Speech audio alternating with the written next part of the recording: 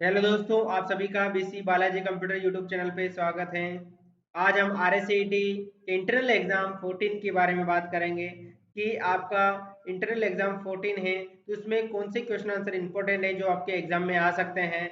तो सबसे पहला क्वेश्चन अपन डिस्कस करेंगे कि आरएससीटी का फर्स्ट मतलब 14 असेसमेंट के अंदर पहला क्वेश्चन क्या है। तो निम्न में से कौन सा मेलवेयर का उदाहरण है, कि अपन को इनमें से मेलवेयर का आपको उदाहरण बताना है। तो क्या ए वायरस है, या बी स्पायरवेयर है, या सी ट्रोजन हॉर्स है, या डी उपरोक्त सभी हैं। तो इसका आंसर है डी उपरोक्त सभी।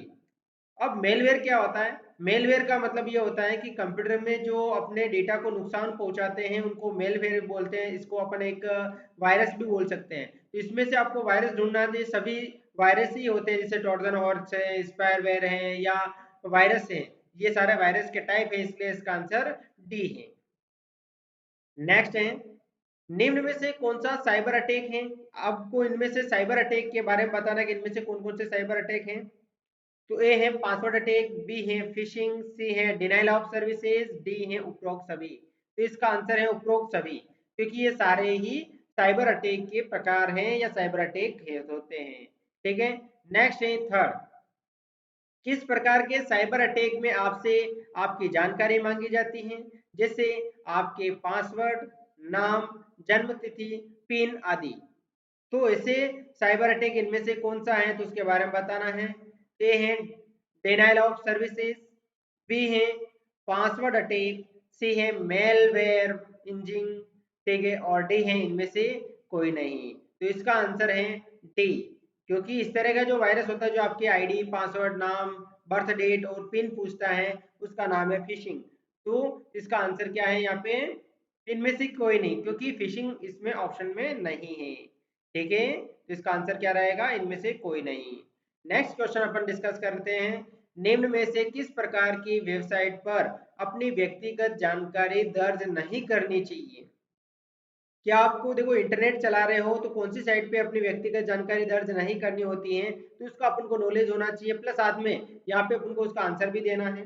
ए, जिन वेबसाइट में पेटालॉग नहीं होता है, बी, जिन वेबसाइट के एड्रेस की शुरुआत में http:// नहीं होता है, या इनमें से कोई नहीं, या डी है जिन वेबसाइट में पेटालॉग नहीं होता है वह जिन वेबसाइट के एड्रेस में की शुरुआत में http:// नहीं होता है, दोनों। तो इसका आंसर है दोनों, डी।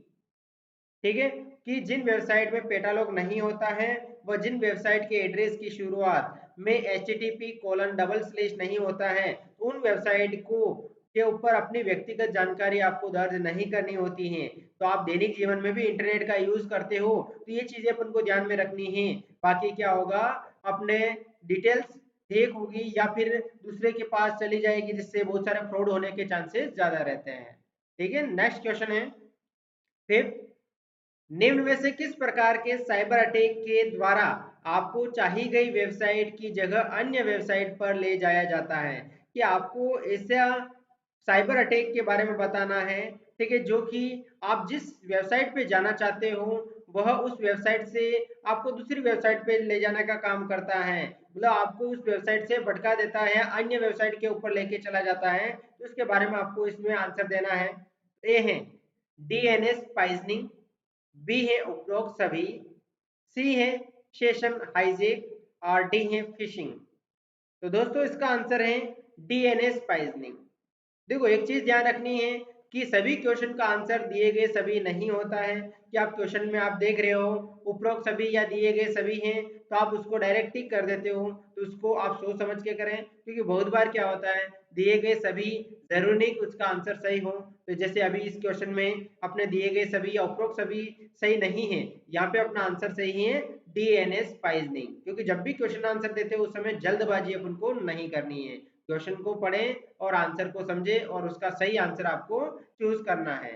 ठीक है, नेक्स्ट क्वेश्चन है सिक्स, किस प्रकार के साइबर अटैक में आपसे आपकी जानकारी मांगी जाती है, जैसे आपके पासवर्ड, नाम, जन्म तिथि, पिन और आदि।